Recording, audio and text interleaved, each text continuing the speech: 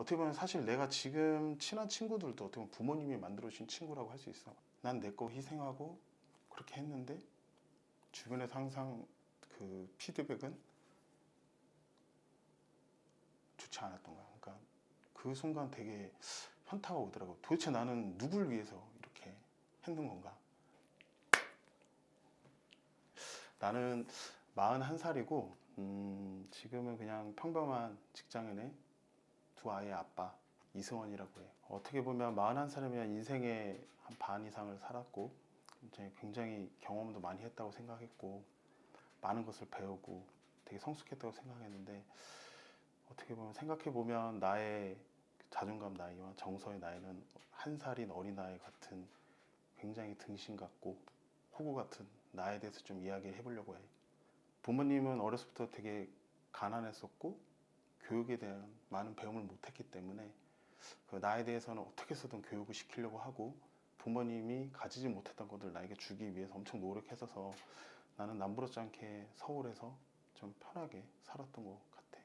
근데 사실 어떻게 보면 부모님이 본인들이 이루지 못한 걸 나한테 해주고자 원했었고 그렇게 사랑으로 나를 키워주지만 뭐 결론부터 얘기하자면 사실 나는 그렇게 학창 시절에 이렇게 행복하지 못했던 것 같아.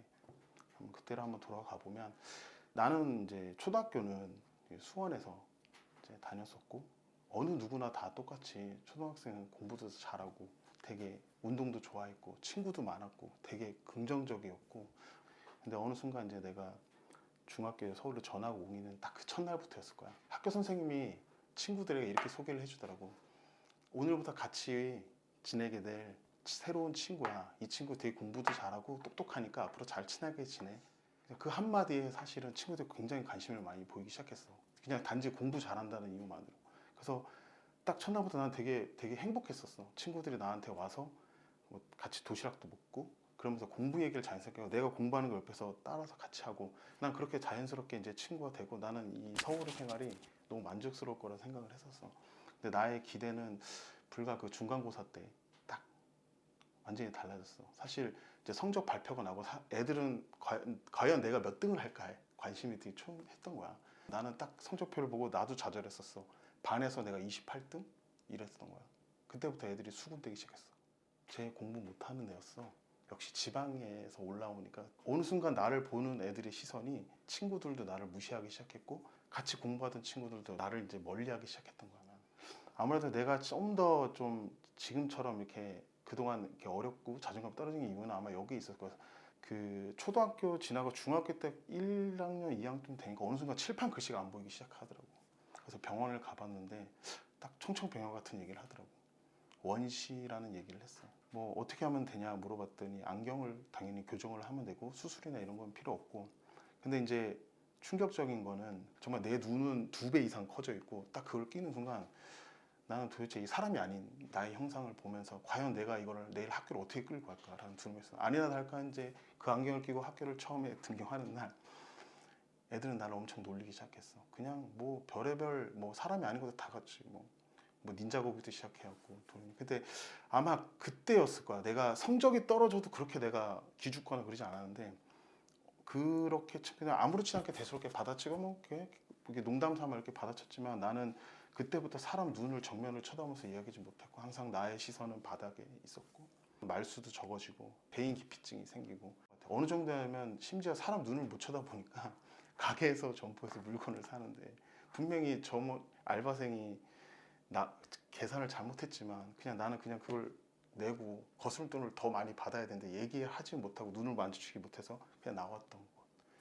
그리고 그때부터 아예 친구들 놀림이 되었고 뭐 심지어는 뭐 친구들이 막 이렇게 장난삼아 이렇게 때리거나 이래도 나는 그냥 그대로 받아줘서 왜냐하면 내가 어떻게 할 수 있는 상황 아무것도 나는 대처를 못하는 상황이었고 그리고 내가 그때는 너무 혼자 이제 거의 외롭게 학교 생활을 많이 하고 내가 할 수 있는 거는 친구들이 누군가 나한테 말을 걸어주거나 부탁을 하거나 그럴 때는 그냥 들어주는 게 다였어. 들어주고 하다 보니까 사람들이 나한테 옆에서 다가가 이게 내가 어떻게든 친구들을 사귀고 할 수 있는 방법이 이거구나 라고 생각해서 나는 그대로 누가 하는 거에 대해서 그냥 그대로 아마 받아들이게 되었던 것 같아.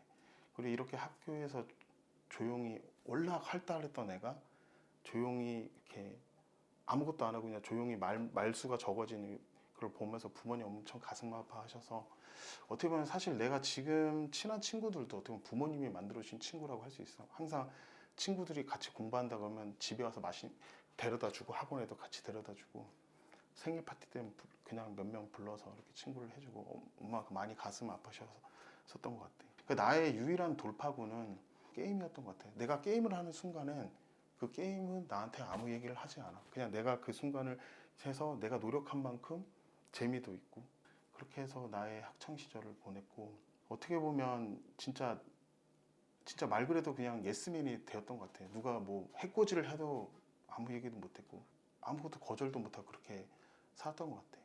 근데 내가 그렇게 이제 뭔가 받아들이고 하면서 그래도 사람들이 늘어나기 시작은 했는데, 사실 그러면서 나를 진짜로 생각해주고 좋아하는 사람도 있지만, 알다시피 하인 애들이라고 표현하면 나를 이용하고 그리고 나를 힘들게 하고 나를 스트레스 주는 그런 사람들 다 같이 늘어나기 시작했어.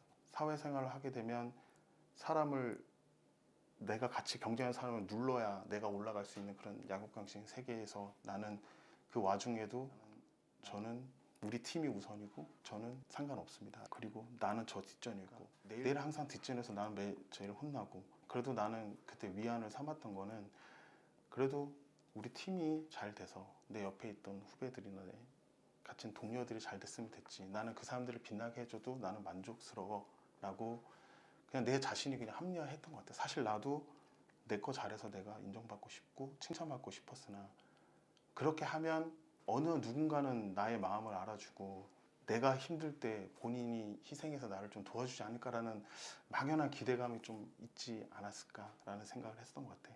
사실 그거는 내 기대일 뿐인 거고, 사람은 어떻게든 자기가 위기가 닥쳤을 때는 본인부터 생기는 게 아마 본성이었던 것 같아. 그렇게 이제 직장 생활을 하고, 이제는 나도 결혼도 하게 되고 이제 아이도 갖고, 이제 본업이 아니라 이제 내 캐릭터가 당연히 그냥 나 혼자만의 캐릭터가 아닌 남편으로서의 캐릭터가 있고 아빠로서의 캐릭터가 이렇게 생기게 되는데, 이제 나 혼자 건사하기도 힘든 상황에 이제 계속 그렇게 남에게 휘둘리고 그런 생활을 살다 보니까 나의 자존감이 떨어지는 데다가, 나는 진짜 열심히 죽을 듯이 살지만 주변의 피드백은 다 좋지 않았어. 그리고 어느 순간 내가 딱 거울을 봤는데, 정말 이 세상 혼자 사는 사람처럼 정말 추한 한 남자의 얼굴이 다 보이는 거야. 125kg에 고혈압, 허리 디스크, 그 다음에 말들. 이러려고 나랑 결혼했니? 아빠는 너무 뚱뚱해. 아빠는 왜 약속 안 지켜? 이 대리, 이 과장, 이 차장 실적이 왜 이래? 뭐 했어? 나는 진짜 죽을 듯이 열심히 했는데, 난 내 거 희생하고 그렇게 했는데 주변에서 항상 그 피드백은 좋지 않았던 거야. 그러니까 그 순간 되게 현타가 오더라고. 도대체 나는 누굴 위해서 이렇게 했는 건가? 그리고 항상 그럴 때마다 되게 원망을 했었어. 그리고 사람들한테 좀 서운했었어. 나는 그냥 단지 고생했다 이 한마디 듣고 싶었고 위로받고 싶었었는데, 진짜 내가 소중하게 생각하는 사람들조차 나한테 그렇게 하는 게 너무 싫었고, 오히려 그럼으로 해서 더 악순환이 됐던 것 같아. 내가 다른 사람한테 상처받은 것도 내 가족에게 똑같이 화를 내고 그냥 그대로 표출하고, 이런 악순환이 되면서 정말 내 자신이 너무 한심하고 정말 그랬던 생각이 들었거든 거지. 근데 가만히 생각을 해보면 이게 누가 만든 게 아니라 그냥 아이러니하게도 내가 그렇게 했던 것 같아. 내 자신 안에서 그런 상처와 울분을 무시하고 나는 이렇게 살아야 돼 라고 억눌렀던 것들, 그냥 너는 그냥 착한 사람이야, 그 소리가 듣기 좋았어. 왜냐, 그렇게 착한 사람으로 있으면 내 주변에 있었고 나는 그게 좋다라고 생각해서 그냥 그것도 칭찬으로 받아들였던 것 같아. 근데 사실은 그 솔직하지 못한, 그 케어하지 못한 게 내 자신에 대해서 그냥 억누르고 살다 보니 그런 것들이 이제는 한계에 도달해서 내가 진짜 가장 소중하게 아껴야 되는 사람들한테까지 그렇게 하는 것 자체에 대해서 너무 힘들고 내가 감당하기 어려운 수준에 이르렀던 것 같아.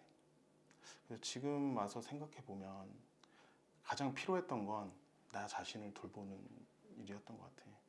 그래서 나는 지금 내가 가장 지금 트라우마로 남았다고 생각하는 그 중학교 때 이제 나한테 좀 뭔가 얘기를 해주면, 이 세상에서 사실 너를 제일 많이 이해해 준 사람은 내 자신이고, 그동안 내가 좀 외면하고 못 본 척해서 정말 미안하고, 너는 누구보다 정말 따뜻한 사람이고 사람들을 배려할 줄 알고 그런 아이야. 열정적이고 뭐든 잘하고.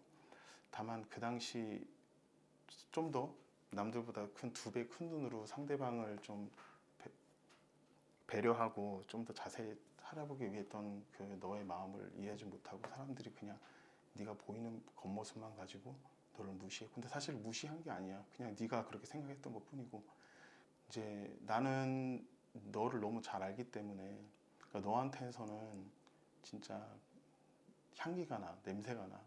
그런 바보 냄새가 아니라, 뭐라 그러냐, 엄마가 아들을 건강을 위해서 제일 좋은 사골로 한 40년 동안 우려낸 그 사골 냄새가 너한텐 나는데, 나만 맡을 수밖에 없었고, 이제는 그 냄새를 좀 사람들한테 좀 알려줬으면 좋겠어. 너 굉장히 매력적인 사람이거든.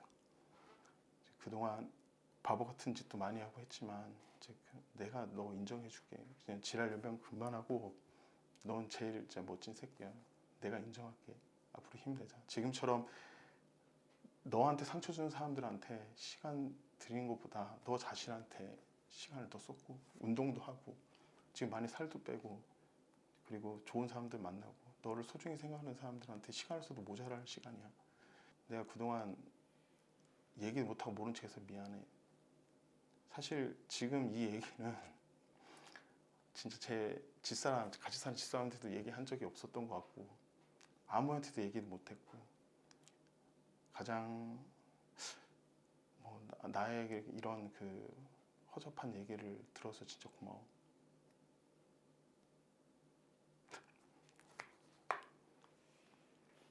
왜 뭔 소리 했는지 모르겠어.